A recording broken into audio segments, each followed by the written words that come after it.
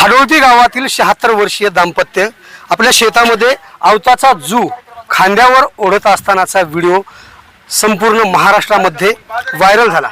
ती बातमी वाचून नाशिक येथून सामाजिक कार्यकर्ते असलेले रवींद्र देवरे यांनी 51,000 रुपयांची या दाम्पत्याला भेट मदत दिलेली आहे। काय भावना आहेत त्यांच्या जाणून घेण्याचा प्रयत्न करणार। गेल्या चार दिवसापूर्वी टीव्हीच्या माध्यमातून चॅनलच्या माध्यमातून जेव्हा हे काका आणि मावशी बैलजोडी नसताना स्वतःच्या खांद्यावर वखराचं जोवाडं ठेवून आणि नागरात असताना जेव्हा बघितलं तेव्हा खऱ्या अर्थाने मन हेलावून गेलं की एवढ्या 75 वर्ष वय असताना या काका मावशींना ही परिस्थितीमुळे का शेतीच्या असणाऱ्या बाजारभावाच्या चढ उतारामुळे त्यांच्या हातात 2 पैसे नसल्यामुळे त्याला बैलजोडी घेता येत नाही आणि परवाच ठरवलं की आपण या जोडप्याला जाऊन भेटून यायचं आणि आपल्यालाही समाजाचं काही देणं लागतं म्हणून आपल्या परीने आपल्याला त्यांना सरळ हाताने मदत करावी या इथून आज आलो। कारण गेल्या अनेक वर्षापासून मी शेतकऱ्याचा मुलगा आहे। माझ्या वडिलांनी 2 एकर शेती केली, माझ्या आजीने बी अशाच प्रकारचे स्वतः शेतात नांगरून करून एकट्याने आणि ते दिवस पाहिले म्हणून असे दिवस बघायला यायला नको शेतकऱ्यांना आणि शेतकऱ्याची अशी वेळ थांबली पाहिजे। त्यासाठी आमच्यासारख्या सामाजिक कार्यकर्ता असो किंवा राज्य सरकार असो यांनी अशा अडचणीतल्या शेतकऱ्यांना वर काढण्याच्या दृष्टीने एक प्रामाणिकपणे प्रयत्न करावा आणि यांना शेतकऱ्यांना अल्पभूधारक शेतकऱ्यांना एक समृद्ध करण्याच्या मागं त्यांनी पाऊल उचलावं अशीच माझी कळकळीची विनंती। देवरेजी, पत्रकारांनी यांचा व्हिडिओ शूट करून सोशल मीडियावर व्हायरल केल्यानंतर तुमच्यापर्यंत पोहोचला, परंतु असे लाखो शेतकरी पडद्याआड आहेत आजही। त्यांच्या शेतीचा सातबारा कोरा झाला पाहिजे, त्यासाठी तुमच्या सामाजिक कार्याच्या माध्यमातून तुमची काय भूमिका असणार आहे? नाही, आम्ही तर अशा काही आमच्या जिल्ह्यामध्ये काय अशा काही अडचणीतले शेतकरी असो किंवा एखादा गरीब शिक्षणापासून वंचित राहत असेल अशा पालकांना किंवा अशा शेतकऱ्यांना आम्ही मदत करतोच।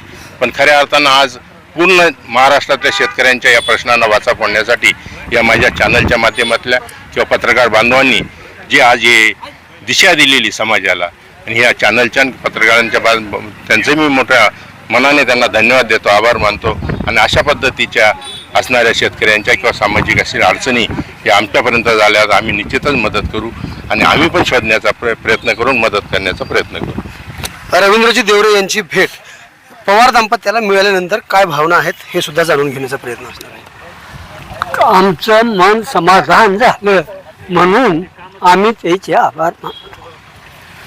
आम्हाला पैसे नव्हते म्हणून आम्ही असलं काम करणार होतो, त्यांचे पैसे बघून आमचं मन समाधान झालं। त्यांना विठ्ठलाना असंच देव आमची भावना आहे आणि आमच्या खांद्यावरला जू त्याने काढले म्हणून आमचं मन समाधान झालं। नातवांचा विषय तुम्ही काढला होता, नातवांच्या शिक्षणाचा विषय काढला होता, ते कुणी केलं, काय तुम्ही कुणी जबाबदारी घेतली? ते कोणी घेतले की सर त्याचं नाव माझ्या लक्षात राहत नाही साहेब, मला लिहिता येत नाही, वाचता येत नाही, उगा असं म्हणतात। मला मग हे मदत तुमच्याकडे व्हायला लागलं, तुमच्यावरती मदतीचा वर्षा व्हायला लागलाय, डोळ्यातून तुमचे अश्रू यायला लागले, काय नेमका अर्थ आहे? काय अर्थ नाही, आनंदाचे आश्रय ते असं कसं देवाने केलं आमचं, आम्ही एवढे उकंड्यात पडतो, असं कसं वरी काढल्या पत्रकारांना म्हणून आश्रय उडाल्या। तुमच्या माध्यमातून सांगतो मी, तुम्ही याच्यात पुढाकार घ्यावा। यांच्या एका नातवाचं मला बँक पासबुकची झेरॉक्स पाठवावी।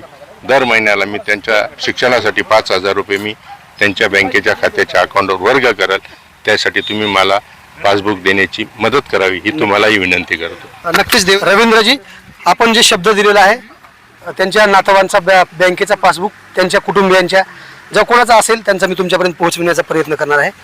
ताजे आणि महत्त्वाचे अपडेट पाहण्यासाठी पाहत राहा आवाज बहुजनांचा न्यूज लाईव्ह करता शिवाजीराव गायकवाड, अहमदपूर, लातूर। आवाज बहुजनांचा।